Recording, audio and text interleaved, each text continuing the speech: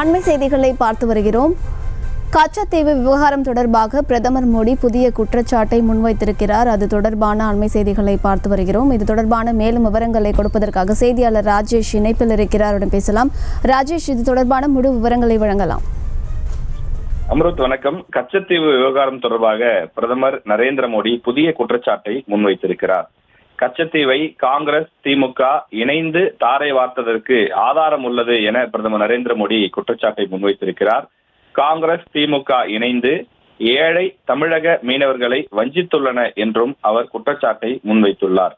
தமிழக மீனவர்கள் நலனை பாதுகாக்க திமுக எந்த நடவடிக்கையும் மேற்கொள்ளவில்லை எனவும் பிரதமர் மோடி தெரிவித்துள்ள நிலையில், கச்சத்தீவில் தமிழக மீனவர்களுக்கு காங்கிரஸ், திமுக செய்த துரோகங்களுக்கு ஆதாரம் வெளியாகி இருப்பதாக அவர் தெரிவித்திருக்கின்றார்.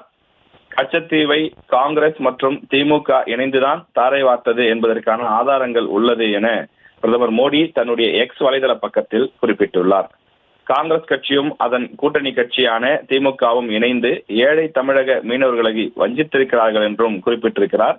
நேற்றைய தினம் பத்திரிகை செய்தி ஒன்றை சுட்டிக்காட்டி பிரதமர் நரேந்திர மோடி கச்சத்தீவை காங்கிரஸ் அரசு, அப்போது ஆட்சியில் இருந்த மத்திய காங்கிரஸ் அரசு இலங்கைக்கு கொடுத்த போது அது முன்கூட்டியே கலைஞர் கருணாநிதிக்கு, அப்போது ஆட்சியில் இருந்த தமிழக முதலமைச்சருக்கு தெரிவிக்கப்பட்டது என்றும் மத்திய அரசு சார்பில் குற்றச்சாட்டுகள் முன்வைக்கப்பட்டிருந்தது. இந்த நிலையில் தற்போது புதிய குற்றச்சாட்டையும் பிரதமர் நரேந்திர மோடி முன்வைத்திருக்கின்றார். இந்த கச்சத்தீவு விவகாரம் என்பது கடந்த சில நாட்களாக ஒரு பெரும் பேசுபொருளாக மாறி இருக்கிறது. பாஜக மாநில தலைவர் அண்ணாமலை பெற்ற அந்த ஆர்டிஐ தகவல்களின் அடிப்படையில் புதிய ஆதாரங்கள் கிடைக்கப்பட்டிருப்பதாகவும், எனவே இந்த விவகாரத்தில் தமிழக மீனவர்கள் பாதிக்கப்படுவதற்கு தொடர்ந்து 2 கட்சிகளும் காரணம் என்ற ரீதியில் பிரதமர் நரேந்திர மோடி 2 நாட்களாக தன்னுடைய கருத்துக்களை பதிவிட்டு வருகின்றார்.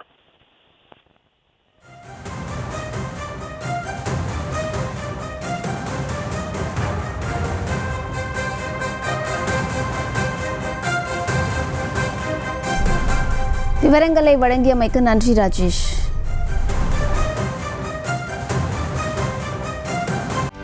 செய்திகளை உடனுக்குடனும் துல்லியமாகவும் தெரிந்து கொள்ள சப்ஸ்கிரைப் பண்ணுங்க.